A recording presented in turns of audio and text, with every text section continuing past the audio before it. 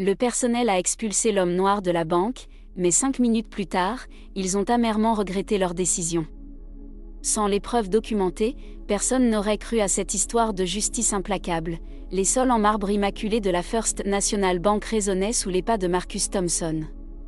Son costume bleu impeccable et ses chaussures Oxford brillamment cirées reflétaient une élégance maîtrisée. Il s'avança vers le bureau en acajou où Janet Miller, cadre supérieur en charge des prêts, l'attendait avec une expression froide et impassible. La lumière matinale traversait les hautes fenêtres, projetant de longues ombres sur l'intérieur somptueux de la banque, un décor imprégné d'un héritage de richesses anciennes et de préjugés encore plus enracinés. Marcus avait choisi ce jeudi en particulier pour une raison précise. Les réunions du conseil d'administration avaient lieu chaque 3e jeudi du mois, garantissant ainsi la présence de l'ensemble des dirigeants. Son timing n'avait rien de fortuit, il était parfaitement calculé, à l'image de chaque détail de son plan soigneusement préparé. « J'ai un rendez-vous à 14 heures, annonça-t-il d'une voix posée et professionnelle, empreinte de l'assurance discrète d'un homme habitué aux négociations de haut niveau et aux contrats de plusieurs milliards. J'aimerais discuter de l'acquisition de... Je suis désolé, mais nous n'avons aucun rendez-vous prévu, l'interrompit Janet sans même jeter un regard à son écran d'ordinateur. D'un mouvement discret, elle jeta un coup d'œil au bureau de la sécurité, un geste que Marcus connaissait bien. Autour de son cou, son collier de perles scintilla alors qu'elle se redressait légèrement, l'index flottant au-dessus du bouton d'alarme dissimulé sous son bureau. Sans se laisser déstabiliser, Marcus sortit son téléphone et afficha un courriel. « Voici la confirmation envoyée par votre bureau hier à 16h32 précisément, dit-il avec calme. Chaque mot était pesé, chaque phrase soigneusement formulée. Car en 20 ans de carrière, il avait appris une chose essentielle, la précision est une arme redoutable. » Le visage de Janet s'empourpra, la rougeur remontant lentement de son cou jusqu'à ses joues. « Ça doit être une erreur du système. Nous sommes complets aujourd'hui. » Elle feuilleta nerveusement des papiers sur son bureau, simulant une occupation pour éviter de croiser son regard. « Peut-être pourriez-vous essayer notre agence du côté sud ?» L'air s'alourdit sous le poids implicite de cette suggestion. Marcus connaissait trop bien cette façon déguisée de le diriger ailleurs. Ce n'était pas la première fois qu'on lui indiquait un endroit plus approprié.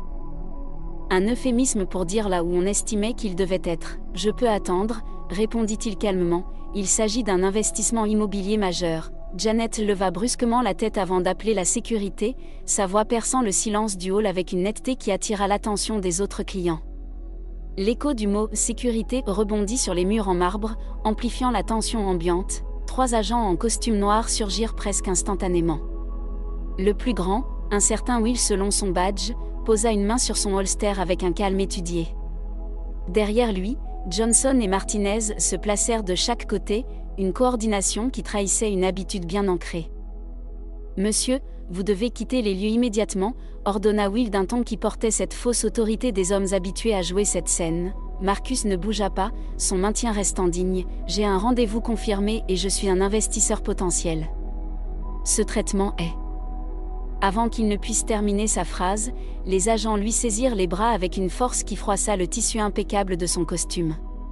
D'un mouvement fluide, ils le soulevèrent presque du sol, une synchronisation qui ne laissait aucun doute sur l'expérience accumulée. Les clients de la banque observaient en silence, un silence particulier, celui qui suit une injustice flagrante.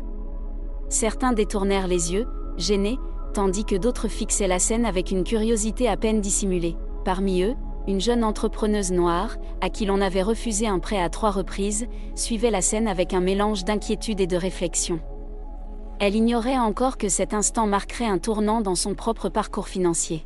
« C'est complètement injustifié », protesta Marcus alors qu'on l'escortait sans ménagement vers la sortie. Marcus protesta calmement, malgré la brutalité avec laquelle on le poussait à travers les portes tournantes. « Vous faites une grave erreur », déclara-t-il d'un ton posé, dénué de toute colère, mais chargé d'une certitude qui fit hésiter Wilson un instant. « Restez en dehors de ça », grogna Johnson, « ou nous appellerons la police. » La menace était banale, prononcée avec l'indifférence cruelle de quelqu'un qui n'avait jamais eu à subir ce genre d'avertissement. Marcus lissa les pans de sa veste, son expression impassible tandis qu'il regardait les agents retourner à l'intérieur. Il jeta un coup d'œil à sa montre en platine, 14h03. Un cadeau de son père, reçu le jour où il avait conclu son premier contrat à $1 million. Un rappel de tout le chemin parcouru. Et de celui qu'il lui restait encore à faire, 5 minutes. Murmura-t-il pour lui-même, sa voix lourde du poids de 20 années de préparation. Juste 5 minutes. Le moment fit remonter une vague de souvenirs, le ramenant 20 ans en arrière, lors d'un été suffocant à Chicago. Marcus, alors âgé de 12 ans, était assis sur le porche de la maison familiale, observant son père réparer des voitures dans leur modeste garage. L'air était saturé d'odeurs de cambouis et de détermination.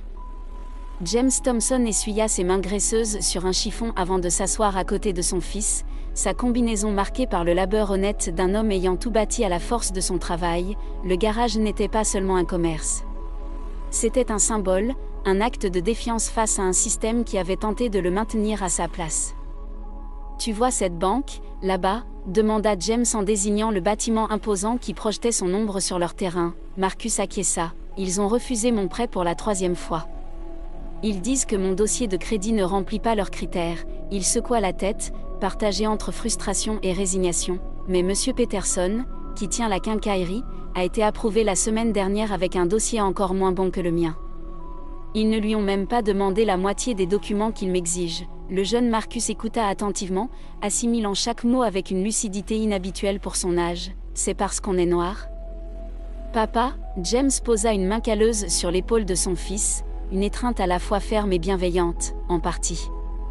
Mais surtout parce qu'ils pensent qu'on ne comprend pas leur jeu, les chiffres, les règles, le système. Ils croient qu'on ne pourra jamais le maîtriser. Il planta son regard dans celui de son fils. Mais il se trompe, Marcus. Tout jeu peut s'apprendre. Et une fois qu'on le connaît, on peut changer les règles. Ces mots allumèrent une étincelle en Marcus, une flamme qui guiderait chacun de ses choix. Dès lors, ces après-midi se passèrent à la bibliothèque municipale, plongés dans des livres sur la finance, l'immobilier et les lois bancaires.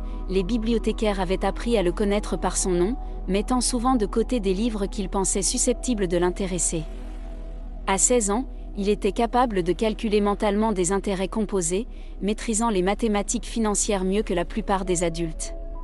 À 18 ans, il obtint une bourse complète pour étudier la finance à l'Université de Pennsylvanie, son essai de candidature relatant un souvenir marquant de son enfance. Pendant ses études, Marcus travailla à temps partiel dans une banque locale. Il débuta comme caissier et gravit progressivement les échelons jusqu'au poste d'assistant chargé des prêts.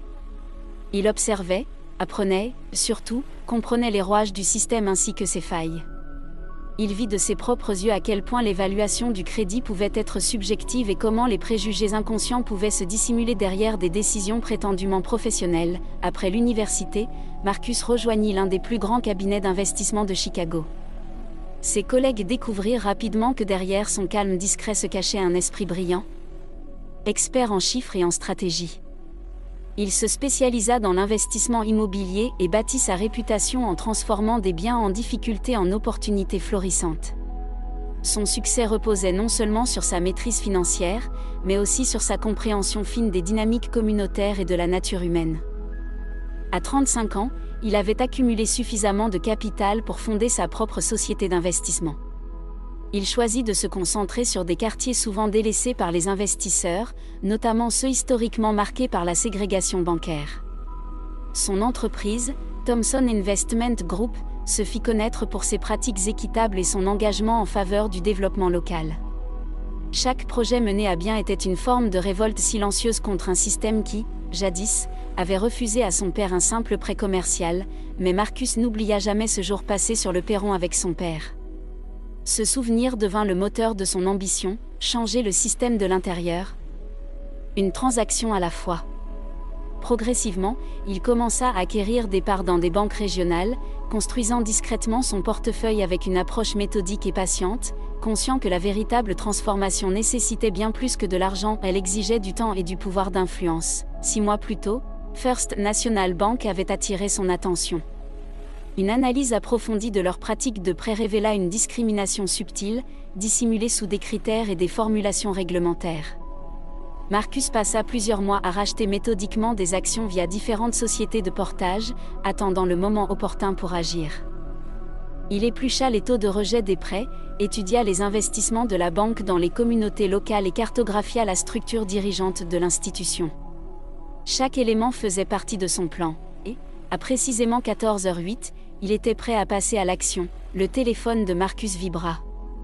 Il répondit calmement tout en se tenant sur le trottoir, juste devant la First National Bank, à l'endroit même où tant d'autres avaient attendu avant d'être rejetés ou expulsés. « Tout est en place », murmura-t-il dans l'appareil. « Lancez les transferts. » Ces mots simples déclenchèrent une série d'événements qui allaient bouleverser l'institution. À l'intérieur de la banque, le chaos éclata. L'écran de Janet Miller se remplit soudain d'alertes, et son téléphone se mit à sonner frénétiquement, brisant le silence habituel de l'agence. Les employés commencèrent à murmurer, pressentant qu'un événement sans précédent était en train de se produire. Le directeur de la banque, Richard Brooks, sortit précipitamment de son bureau, livide, sa cravate de travers et des gouttes de sueur perlant sur son front. « Qui a mis Marcus Thompson à la porte ?» s'écria-t-il, la voix tremblante d'angoisse. « Qui est responsable de ça ?» Le visage de Janet se décomposa alors qu'elle réalisait son erreur, l'homme en costume bleu. « Il n'avait pas de rendez-vous », balbutia-t-elle avant de s'interrompre, saisissant l'ampleur de la situation. « Il possède désormais 21% de cette banque », lança Brooks, abasourdi. Des clients alentour poussèrent des exclamations surprises. « Il est l'un de nos plus gros actionnaires », les mots résonnèrent sous les hauts plafonds de marbre, porteurs d'un changement imminent. Les agents de sécurité échangèrent des regards inquiets tandis que Marcus franchissait à nouveau les portes tournantes, cette fois accompagné de son équipe juridique, 3 avocats en costume sombre, mallette en main, qui attendaient jusque-là dans des voitures stationnées de l'autre côté de la rue. Leur présence ne laissait aucun doute, il ne s'agissait pas d'un simple affrontement, mais d'une passation de pouvoir. Brooks fit un pas en avant, la panique toujours visible sur son visage. « Monsieur Thompson. Je vous prie d'accepter toutes nos excuses pour ce malentendu regrettable. » Si nous avions su, Marcus leva une main pour l'interrompre. « Épargnez-moi ça, Monsieur Brooks. Je ne suis pas là pour des excuses, mais pour du changement. » Il se tourna vers les employés et les clients rassemblés, sa voix empreinte d'assurance, celle d'un homme qui n'avait pas seulement acheté son statut, mais l'avait mérité. La First National Bank a un long passif de pratiques discriminatoires en matière de prêts. Dès aujourd'hui, c'est terminé. Janet, persuadée d'être renvoyée sur le champ, commença à ranger ses affaires. Mais Marcus l'arrêta d'un geste. « Mademoiselle Miller, vous allez rester. Désormais, vous serez en charge de notre nouveau programme de développement communautaire. Vous travaillerez directement avec les personnes que vous aviez l'habitude de refuser. Il est temps d'apprendre quelques leçons précieuses sur le jugement et l'opportunité. » Les agents de sécurité, mal à l'aise, restaient immobiles, leur assurance dissipée par la tournure des événements. Marcus s'adressa à eux d'un ton à la fois ferme et sans hostilité. « Messieurs, vos services ne seront plus nécessaires ici. Mais si vous souhaitez un poste dans l'un de mes autres établissements, je serai prêt à vous fournir des recommandations. Après que vous aurez suivi notre nouvelle formation en sensibilisation, cette offre, à la fois un avertissement et une opportunité, reflétait bien sa manière de mener le changement. » Marcus se dirigea ensuite vers le bureau du directeur, s'y installa, ajusta son costume et commença à signer les documents qui allaient redéfinir les politiques et les pratiques de la banque. « 5 minutes peuvent tout changer », murmura-t-il, plus pour lui-même que pour les autres. Parfois, il suffit des bonnes 5 minutes pour réparer des décennies d'injustice. En l'espace d'un an, la First National Bank devint un modèle d'inclusion et d'équité dans le secteur bancaire. Marcus Thompson, en tant que président exécutif, a dirigé un ambitieux programme de développement communautaire de la banque, finançant de nombreuses petites entreprises et soutenant des quartiers défavorisés. Grâce à des politiques de prêts révisées, l'établissement a garanti un traitement équitable à tous les demandeurs. Mais cette transformation allait bien au-delà des chiffres, il s'agissait de redéfinir la culture même du secteur bancaire. Janet Miller, après des débuts difficiles dans son nouveau rôle, est devenue l'une des défenseuses les plus influentes du changement. Forte de son expérience, elle a aidé d'autres professionnels de la banque à identifier et dépasser leurs propres biais. Son évolution, de gardienne des règles à guide du changement, est devenue un exemple emblématique de transformation institutionnelle. Quant aux agents de sécurité impliqués, 2 d'entre eux ont suivi une formation à la sensibilisation et ont poursuivi leur carrière au sein d'autres propriétés du Thomson Investment Group. Leur parcours a témoigné du pouvoir du changement. Le 3e, Wilson, a quitté l'industrie, reconnaissant plus tard que cet événement l'avait poussé à remettre en question ses propres préjugés et à repenser sa vision du pouvoir et de la justice. L'histoire du jour où Marcus Thomson a été expulsé de sa propre banque est devenue légendaire dans le monde de la finance. Non seulement pour son ironie saisissante, mais surtout pour les transformations profondes qu'elle a engendrées. Elle a démontré que la meilleure réponse à la discrimination est la réussite et que, parfois, la manière la plus efficace de changer un système est d'en prendre les rênes. James Thomson a vécu assez longtemps pour voir son fils transformer l'institution qui, autrefois, lui avait refusé un prêt. L'ancien garage où il lui avait enseigné la persévérance et la dignité est devenu un centre communautaire dédié aux jeunes entrepreneurs, leur offrant les clés de la finance et de la gestion d'entreprise. Sur l'un des murs trônait une plaque gravée de ces paroles, « Le jeu peut s'apprendre, et une fois maîtrisé, on peut en changer les règles ». Marcus Thomson visitait régulièrement le centre, partageant son histoire avec ceux qui, comme lui, rêvaient de transformer le système de l'intérieur. Il leur racontait ces 5 minutes qui ont tout changé. Mais surtout les 20 années de préparation qui les avaient rendues possibles. La métamorphose de la First National Bank ne s'est pas limitée à une réussite économique, elle est devenue un modèle de changement, prouvant que la patience, la préparation et une vision stratégique peuvent réformer même les structures les plus rigides. L'héritage de Marcus Thomson ne réside pas seulement dans la richesse qu'il a créée ou les institutions qu'il a modifiées, mais aussi dans les opportunités qu'il a ouvertes pour d'autres. Il a transformé la leçon de son père en un mouvement pour une véritable égalité financière. Avez-vous déjà été témoin d'un moment de justice mûri au fil des années? Ou vécu une transformation qui a impacté toute une communauté? Si vous aviez été à la place de Marcus Thomson, auriez-vous eu la patience de mettre en œuvre un plan sur 20 ans ou auriez-vous cherché une approche plus rapide pour défier le système? Partagez vos réflexions et expériences dans les commentaires, et merci d'avoir écouté cette puissante histoire de persévérance stratégique, de sagesse générationnelle et d'art du changement de l'intérieur. Retrouvez-nous pour d'autres récits inspirants.